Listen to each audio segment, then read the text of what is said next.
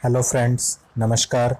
मैं राकेश कुमार स्वागत करता हूं आपका आपके सबसे पसंदीदा लोकप्रिय एजुकेशन चैनल आर के बायोलॉजी क्लासेज सीखकर में, जहां आज अपन चर्चा करने वाले हैं अपने रेड पेपर जो हुआ था साइंस का 2018 में। उसमें जो साइंस सब्जेक्ट से मुख्य 30 क्वेश्चन आए थे, उन पूरे 30 क्वेश्चनों पर आज अपन व्याख्या सहित चर्चा करने वाले हैं। तो देखिए, पेपर शुरू करते हैं। तो वीडियो को लाइक कर दीजिए और जो चैनल पर पहली बार आए वो सब्सक्राइब ज़रूर कर लीजिए। क्वेश्चन फर्स्ट पूछा गया था, किस कोशिकांग में कृष्टि पाई जाती है? तो ऑप्शन देखिए, गोल्जिकाएं, माइटोकॉन्ड्रिया, अंतःपृथ्वी जालिका और हरित लवक। तो इन चारों में से अपने को पता है कृष्टि जो पाई जाती है वह किस में पाई जाती है? माइटोकॉन्ड्रिया जो होता है उसमें कृष्टि पाई जाती है। बी ऑप्शन सही होगा। नेक्स्ट क्वेश्चन देखिए, फिर अगला क्वेश्चन सेकंड नंबर, कीटाहारी पादप कौन सा है? ऑप्शन देखिए, कस्कुटा, यूट्रिकुलेरिया, मोनोट्रोपा और ओरोबेंकी। तो इनमें से कीटाहारी या कीट भक्षी जो पादप है वह कौन सा होता है? यूट्रिकुलेरिया होता है। बी ऑप्शन अपन मानेंगे सही है। फिर अगला क्वेश्चन देखिए, तीसरा क्वेश्चन, सौर मंडल में लाल ग्रह कौन सा है? बुध, शुक्र, शनि या मंगल? तो सौर मंडल में जो लाल ग्रह वह कौन सा होता है? मंगल ग्रह होता है। सी ऑप्शन सही है। चौथा क्वेश्चन देखिए, डॉट्स किसका लघु स्वरूप होता है? यानी फुल फॉर्म यहाँ पर पूछी गई है डॉट्स की। तो ऑप्शन देखिए इसके, प्रत्यक्ष प्रेक्षित उपचार लघुपथ, प्रत्यक्ष प्रेक्षित उपचार योजना, दूरस्थ प्रेक्षित उपचार योजना और दूरस्थ प्रेक्षित उपचार कार्यक्रम। तो यहाँ पर अपन देखेंगे इंग्लिश में इसकी जो फुल फॉर्म होती है वो होती है distantly observed treatment schedule. Distantly observed treatment schedule, यानी जो डी ऑप्शन है वह क्या होगा इसमें सही होगा। और हिंदी में देखें तो दूरस्थ प्रेक्षित उपचार कार्यक्रम। अगला क्वेश्चन देखिए, फिर 5 नंबर का जो क्वेश्चन है, कौन सा भोजन समूह किलो कैलोरी प्रति ग्राम आधार पर ऊर्जा प्रचुरतम होता है? ऊर्जा जिसमें ज़्यादा मिलती है। तो चारों ऑप्शन दे रखे हैं। पहले में दे रखा है अनाज, मिलेट, दाल। दूसरे में सब्जी, फल। तीसरे में दूध व दुग्ध उत्पाद, अंडा, मांस व मछली।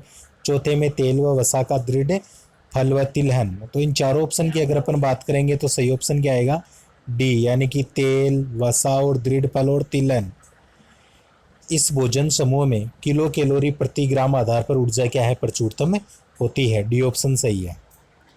अगला क्वेश्चन देखिए, फिर 6 नंबर का क्वेश्चन, ल्यूटिनकारी या ल्यूटिलाइजिंग हार्मोन एलएच, एलएच हार्मोन है ये, ल्यूटिलाइजिंग हार्मोन एलएच हार्मोन के संदर्भ में निम्न में से कौन सा कथन सही है? तो यह लेडिंग कोशिकाओं को टेस्टोस्टेरोन उत्पादन के लिए उद्दीपित करता है। तो यह सही नहीं है, कथन सही पूछ रहा है तो ये रॉन्ग होगा। दूसरा यह एक तंत्रिका हार्मोन है, ये भी गलत है। ये ग्राफियन पुट्टिका से स्त्रावित होता है, ये सही है। और यह एफएसएच के साथ संक्रमण नहीं दर्शाता, ये भी गलत है। यानी जो सी ऑप्शन इसका दे रखा है कि यह ग्राफियन पुट्टिक के साथ, ये ग्राफियन पुट्टिका से स्त्रावित होता है। सी ऑप्शन सही होगा इसका। अगला क्वेश्चन देखिए, 7वां, लैंगिक व अलैंगिक जनन के बीच एकांतरण की कार्य नीति क्या कहलाती है? बहुभ्रूणता, अनिषेक जनन, विषम युग्मन और असंगत जनन। तो यहाँ पर अपन देखेंगे लैंगिक जनन और अलैंगिक जनन के बीच एकांतरण की कार्य नीति जो होती है वो होती है अपनी अनिषेक जनन, यानी बिना निषेचन के नई संतति या बीज का निर्माण होना, भ्रूण का निर्माण होना, उसे अनिषेक जनन कहते हैं। तो बी ऑप्शन जो होगा वह करेक्ट होगा। अगला क्वेश्चन देखिए, 8 नंबर, भावात्मक पक्ष से संबंधित उद्देश्य मुख्य रूप से संबंधित है ज्ञान, अनुप्रयोग, अनुमूल्यन या बोध। तो इनमें से अपन मानेंगे कि यह जो संबंधित माने गए हैं यह अनुमूल्यन, अनुमूल्यन लिखा हुआ है, इसे अपन वैसे देखें तो यह यहाँ पर क्या होगा? अनुमूल्यन के जगह मूल्यांकन होगा। इसके अंदर मूल्यांकन देखिए, इसे अनुमूल्यन का मतलब मूल्यांकन। तो अपना सी ऑप्शन यहाँ पर क्या होगा? करेक्ट होगा। अगला क्वेश्चन, निम्नलिखित में से कौन सी विशेषता एक उत्तम परीक्षण की नहीं है? विश्वसनीयता, योजना, वस्तुनिष्ठता या विभेदकारिता। तो यहाँ पर अपन देखेंगे सही ऑप्शन क्या होगा, योजना। कौन से उत्तम परीक्षण की नहीं है? नहीं, विश्वसनीयता होती है, वस्तुनिष्ठता भी होती है और विभेदकारिता भी होती है, लेकिन योजना वहाँ पर नहीं होती है, इसलिए अपन कहेंगे बी ऑप्शन सही है। नेक्स्ट क्वेश्चन देखिए फिर। प्रक्षेपी शिक्षण सामग्री का एक उदाहरण है bulletin board, overhead projector, chart और मॉडल। तो इनमें से जो उदाहरण है वह कौन सा है? ओवरहेड प्रोजेक्टर, बी ऑप्शन सही होगा। अगला क्वेश्चन देखिए। निम्नलिखित में से कौन सी शिक्षण विधि मानसिक निष्कर्षों को महत्व प्रदान करती है? तो ऑप्शन व्याख्यान युक्त प्रदर्शन विधि, व्याख्यान विधि, समस्या समाधान विधि और प्रयोगशाला विधि। तो सही ऑप्शन क्या होगा अपना यहाँ पर? सी, समस्या समाधान विधि सही है। फिर अगला क्वेश्चन देखिए। निम्नलिखित में से कौन सा विज्ञान के उत्पाद के अंतर्गत आता है? वैज्ञानिक नियम, वैज्ञानिक अभिवृत्ति, परिकल्पना बनाना और प्रयोग करना। तो इनमें से विज्ञान के उत्पाद के अंतर्गत कौन सा आता है? वैज्ञानिक नियम आएंगे, यानी जो फर्स्ट ऑप्शन है वह बिल्कुल सही है। अगला क्वेश्चन देखिए फिर। निम्नलिखित में से कौन सी नवाचारी शिक्षण विधि में शिक्षण के उद्देश्यों के सभी घटकों का समावेश होता है, यानी जिसमें शिक्षण के उद्देश्य के सभी घटक उपस्थित होते हैं? ऑप्शन देखिए। फर्स्ट दे रखा है दल शिक्षण, सेकंड सूक्ष्म शिक्षण, थर्ड मस्तिष्क उद्देलन और चौथा अभिक्रमित अनुदेशन। तो इन चारों की अपन बात करें तो सही ऑप्शन क्या होगा अपना? मस्तिष्क उद्देलन, यानी सी ऑप्शन अपना करेक्ट होगा। अगला क्वेश्चन देखिए। विज्ञान शिक्षण में विद्यार्थियों की अधिगम कठिनाइयों के निदान के उपरांत किस प्रकार के शिक्षण की व्यवस्था की जानी चाहिए? तो ऑप्शन सूक्ष्म शिक्षण, दल शिक्षण, निदानात्मक शिक्षण और उपचारात्मक शिक्षण। तो यहाँ पर व्यवस्था करनी चाहिए उपचारात्मक शिक्षण, यानी डी ऑप्शन सही है। आगे देखिए फिर। एक क्रमबद्ध प्रक्रिया जो यह बताती है कि बालक ने किस सीमा तक शैक्षिक उद्देश्य को प्राप्त किया है, तो वह प्रक्रिया क्या कहलाती है? ऑप्शन फर्स्ट प्रशिक्षण, सेकंड मूल्यांकन, थर्ड निदान और फोर्थ दे रखा है प्रयोग। तो वह क्या कहलाती है फ्रेंड्स? वह कहलाती है मूल्यांकन। मूल्यांकन विधि से अपन यह देख सकते हैं कि बालक ने कहाँ तक शैक्षिक उद्देश्यों को प्राप्त किया है। तो बी ऑप्शन इसका करेक्ट होगा। अगला क्वेश्चन देखिए फिर।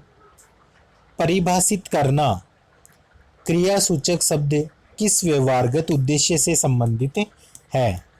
ऑप्शन भावात्मक, मनोक्रियात्मक, संज्ञानात्मक या भावात्मक व मनोक्रियात्मक दोनों। तो इसका जो सही ऑप्शन होगा वह क्या होगा? संज्ञानात्मक, सी ऑप्शन सही होगा। फिर अगला क्वेश्चन देखिए। रेखीय अभिक्रमित अनुदेशन के निम्नलिखित पद में से कौन सा पद निश्चित रूप से पढ़ाई जाने वाली विषय वस्तु से संबंधित है? दोबारा क्वेश्चन सुनिए। रेखीय अभिक्रमित अनुदेशन के निम्नलिखित पद में से कौन सा पद निश्चित रूप से पढ़ाई जाने वाली विषय वस्तु से संबंधित है? तो ऑप्शन देखिए। फर्स्ट शिक्षण पद, सेकंड प्रस्तावना पद, थर्ड परीक्षण पद और चौथा दे रखा है अभ्यास पद। तो इनमें से सही कौन सा होगा? प्रस्तावना पद, बी ऑप्शन बिल्कुल करेक्ट होगा। अगला क्वेश्चन देखिए फिर। 0.75 kg द्रव्यमान का एक पिंड छत से टंगी डोरी से लटका हुआ है। डोरी द्वारा पिंड पर कितना बल लगेगा? तो यह मेरा आपको पढ़ाया हुआ है। बल निकालने के लिए अपन सूत्र है बराबर mg लगाकर इसको निकालेंगे। तो वहाँ पर जो अपना आंसर आएगा वह आएगा 7.35। बल के सूत्र से अपन इसे हल कर सकते हैं। फिर अगला क्वेश्चन देखिए। एक दोलन करते हुए सरल लोलक के लिए निम्न में से कौन सा कथन सत्य है? दोलन करते हुए सरल लोलक के बारे में अपने को बताना है, तो वह ऑप्शन में सही बताना है। तो फर्स्ट देखिए कि अधिकतम विस्थापन अवस्था में स्थितिज ऊर्जा न्यूनतम है, गलत है। अधिकतम विस्थापन अवस्था में स्थितिज ऊर्जा अधिकतम है, सही है। मध्यम अवस्था में गतिज ऊर्जा न्यूनतम है, गलत है। और मध्य अवस्था में स्थितिज ऊर्जा अधिकतम है, ये भी गलत है। यानी कि जो बी ऑप्शन है वह क्या होगा, इसमें सही होगा। फिर देखिए अगला क्वेश्चन, निम्न में से कौन सा तापमान संभव नहीं है?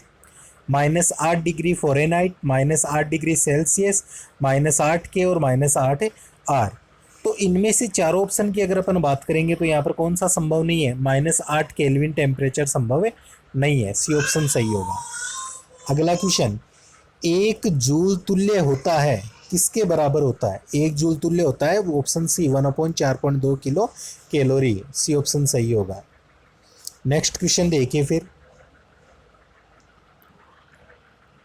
एक समतल दर्पण में 2 मीटर ऊंचाई की वस्तु का पूर्ण प्रतिबिंब देखने के लिए दर्पण की न्यूनतम ऊंचाई कितनी होनी चाहिए? काफ़ी इंपॉर्टेंट क्वेश्चन है। और जब वीडियो मैंने पढ़ाया था तो अच्छी तरह से बताया था, 2-3 इस पर आधारित क्वेश्चन भी बता दिया आपको कि जब भी ऐसा क्वेश्चन पूछा जाए समतल दर्पण का तो ध्यान रखना जितनी हाइट अगला पूछ रहा है दर्पण में देखने के लिए तो उस हाइट का आधा अपने को क्या चाहिए, दर्पण अवश्य चाहिए। तो यहाँ पर दे रहेगा 2 मीटर ऊंचाई की वस्तु का पूर्ण प्रतिबिंब देखना है तो कम से कम 1 मीटर का अपने पास क्या होना चाहिए, दर्पण होना चाहिए। यानी फर्स्ट ऑप्शन क्या होगा, बिल्कुल यहाँ पर करेक्ट होगा फर्स्ट ऑप्शन। फिर आगे देखिए इसके अंदर, ध्वनि का संचरण होता है, फर्स्ट ऑप्शन दे रखा है अनुप्रस्थ अप्रगामी तरंग रूप में, अनुप्रस्थ प्रगामी तरंग रूप में, अनुदैर्घ्य प्रगामी तरंग रूप में और कण स्वरूप में। तो यह मुख्य रूप से होता है अपन देखें तो अनुप्रस्थ प्रगामी तरंग के रूप में होता है, बी ऑप्शन जो होगा वह बिल्कुल करेक्ट होगा। फिर देखिए आगे क्वेश्चन, तो ध्वनि का संचरण वही क्वेश्चन रिपीट हुआ है तो अनुप्रस्थ प्रगामी तरंग के रूप में होता है। अगला क्वेश्चन, निम्नलिखित में से कौन सी हरित गृह गैस है? नाइट्रोजन, हाइड्रोजन, ऑक्सीजन और नाइट्रस ऑक्साइड। तो जब अपन ने हरित गृह प्रभाव पढ़ा था तो उसमें बताया था आपको कि गैसें कौन कौन सी होती है। तो इनमें चारों में से अगर अपन देखेंगे तो सही गैस कौन सी है, नाइट्रस ऑक्साइड है, यानी कि डी ऑप्शन क्या होगा, बिल्कुल सही है। अगला क्वेश्चन देखिए, तो हरित गृह गैस कौन सी है, नाइट्रस ऑक्साइड, ये यहीं पर आ गया। अगला क्वेश्चन अपने दे रखा है अमोनियम नाइट्राइड का रासायनिक सूत्र कौन सा है? तो अमोनियम नाइट्राइड का जो रासायनिक सूत्र है वह अपन देखेंगे, जो सी ऑप्शन दे रखा है अपने NH4 वाला, यह जो सी ऑप्शन है ये बिल्कुल सही होगा इसमें। और अगला क्वेश्चन देखिए, कृत्रिम रेशा डेक्रोन, कृत्रिम रेशा डेक्रोन बनाने में प्रयुक्त एकलक कौन सा होता है? कृत्रिम रेशा डेक्रोन बनाने में प्रयुक्त एकलक कौन सा होता है? फर्स्ट एथिलीन ग्लाइकोल तथा एक्रिलिनोटाइल, सेकंड दे रखा है एथिलीन ग्लाइकोल तथा vinyl chloride, third ethylene glycol तथा टेरेप्थेलिक अम्ल और चौथा एथिलीन ग्लाइकोल तथा एसिटिनो नाइट्राइल। तो इन चारों की अगर अपन बात करेंगे तो सही ऑप्शन क्या होगा, सी, यानी कि एथिलीन ग्लाइकोल तथा टेरेप्थेलिक अम्ल होता है, ये इसके अंदर सही आएगा।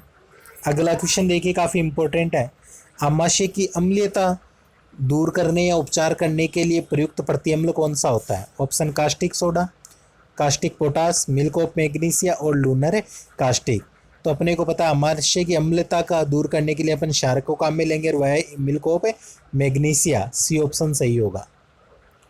अगला क्वेश्चन, आमाशय की अम्लता दूर करने के लिए मिल्क ऑफ मैग्नीशिया हो जाएगा। फिर कोयला जिसमें कार्बन की सर्वाधिक प्रतिशत मात्रा होती है तो वह पिट, लिग्नाइट, बिटुमिन, एंथ्रेसाइट, तो वह होता है एंथ्रेसाइट, डी ऑप्शन सही है। अगला क्वेश्चन देखिए कि निम्नलिखित में से कौन सा आउटपुट उपकरण है? तो अपने कंप्यूटर का भी क्वेश्चन आ जाता है क्योंकि कंप्यूटर एक साइंस की अपन ब्रांच मानी गई है रिट में। तो देखिए निम्न में से आउटपुट उपकरण कौन सा है? फर्स्ट दे रखा है मैग्नेटिक इंक करेक्टर रिकग्निशन यानी कि MICR, दूसरा ऑप्टिकल करेक्टर रिकग्निशन यानी OCR, third optical mark reading OMR, फिर विजुअल डिस्प्ले यूनिट यानी कि VDU। तो इनमें से आउटपुट उपकरण पूछा है तो वह कौन सा होगा, डी, यानी कि विजुअल डिस्प्ले यूनिट VDU सही होगा। और अगला क्वेश्चन दे रखा है पेनिसिलिन की खोज किसने की थी? तो पेनिसिलिन प्रतिजैविक था, इसकी खोज Edward Jenner, Robert Hooke, Robert Koch और एलेक्जेंडर फ्लेमिंग। तो पेनिसिलिन की खोज की गई थी एलेक्जेंडर फ्लेमिंग के द्वारा, डी ऑप्शन क्या होगा यहाँ पर बिल्कुल करेक्ट होगा। तो फ्रेंड्स, ये था अपने 2018 में पूछा गया साइंस का रिट पेपर, जिसमें अभी तक ऐसा क्वेश्चन मेरे को देखने को नहीं मिला है जिसको मैंने अपने चैनल पर पढ़ाया नहीं है, उससे बाहर कुछ भी नहीं है। इससे पहले मैंने 2011 का जो पेपर है अपलोड किया था, उसमें भी आपने देखा होगा कि उसमें भी अपने पढ़ाए हुए से बाहर सिंगल क्वेश्चन नहीं है। इसलिए मैं दावे के साथ कहता हूँ कि अगर आप मेरे चैनल से तैयारी कर रहे हैं तो आपके रिट में काफ़ी शानदार आपका स्कोर होगा। इसलिए आप डेली जो मैं वीडियो अपलोड करता हूँ उन्हें पढ़िए। मेरे 3 वीडियो डेली आ रहे हैं, सुबह 6 बजे, दोपहर 1 बजे और रात्रि 8 बजे, तो उनको आप ज़रूर देखिए। आज का वीडियो अच्छा लगा हो तो उसे लाइक कीजिए, ज़्यादा से ज़्यादा शेयर ज़रूर कीजिए, और जो चैनल पर पहली बार आए हैं वो सब्सक्राइब कीजिए। और रिट संबंधी वीडियोस को देखने के लिए डिस्क्रिप्शन लिंक में जाइए या चैनल की प्लेलिस्ट से आप उन्हें देख सकते हैं। वीडियो देखने के लिए धन्यवाद। मिलते हैं अगले वीडियो में एक नए टॉपिक के साथ। तब तक के लिए जय हिंद, जय भारत।